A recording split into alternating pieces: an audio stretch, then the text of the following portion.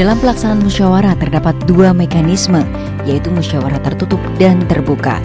Musyawarah tertutup merupakan musyawarah tertutup untuk umum. Musyawarah tertutup mempunyai 8 prinsip, yaitu: pertama, pimpinan musyawarah bersifat netral. Kedua, para pihak tidak menyerang personal atau pribadi. Ketiga, musyawarah bersifat rahasia dan tidak dapat dipublikasikan. Keempat, musyawarah tidak mengenal kesepakatan untuk sebagian. Kelima, pernyataan dan fakta dalam musyawarah tertutup tidak dapat menjadi alat bukti. Keenam, kesepakatan para pihak tidak bertentangan dengan ketentuan peraturan perundang-undangan. Ketujuh, kesepakatan yang telah diambil oleh para pihak dituangkan dalam berita acara dan selanjutnya menjadi materi pokok putusan penyelesaian sengketa pemilihan. Kedelapan, jika pihak tidak mencapai kesepakatan, penyelesaian sengketa pemilihan dilanjutkan dengan proses musyawarah terbuka. Pelaksanaan musyawarah tertutup terdiri dari 5 tahap.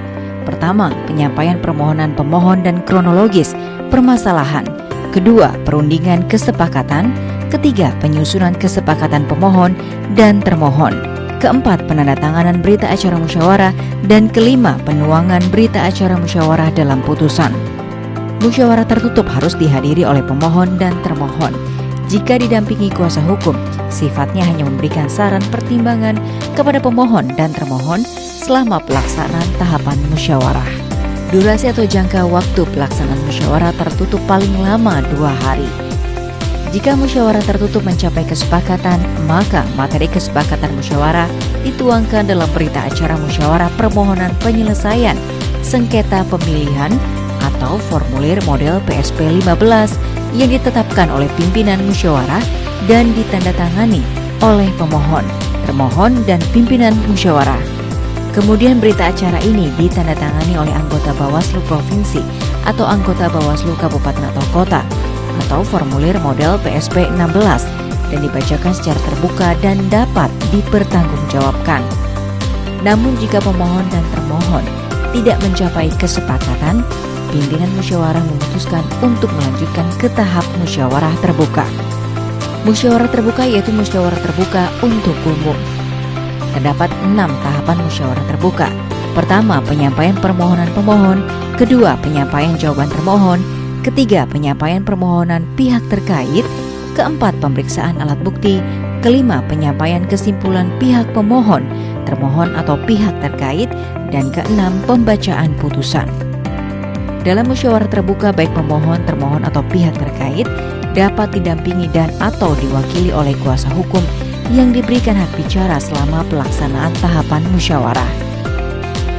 Jika pemohon dan kuasa hukum tidak menghadiri musyawarah terbuka setelah dilakukan 2 kali panggilan berturut-turut, maka majelis musyawarah membuat putusan permohonan gugur atau formulir model PSP 17. Sedangkan jika termohon tidak menghadiri musyawarah setelah 2 kali panggilan berturut-turut, musyawarah akan tetap dilanjutkan sampai pembacaan putusan. Sementara jika baik pemohon dan termohon tidak hadir setelah dilakukan 2 kali panggilan secara berturut-turut, majelis musyawarah membuat putusan permohonan gugur atau formulir model PSP 17. Musyawarah terbuka juga membuka ruang bagi pemohon, termohon, dan pihak terkait untuk membuat kesepakatan secara mufakat sebelum tahapan penyampaian kesimpulan oleh majelis. Jika mufakat disetujui, maka sebelum tahapan penyampaian kesimpulan, majelis musyawarah menuangkan kesepakatan musyawarah dalam berita acara musyawarah permohonan penyelesaian sengketa pemilihan atau formulir model PSP 15.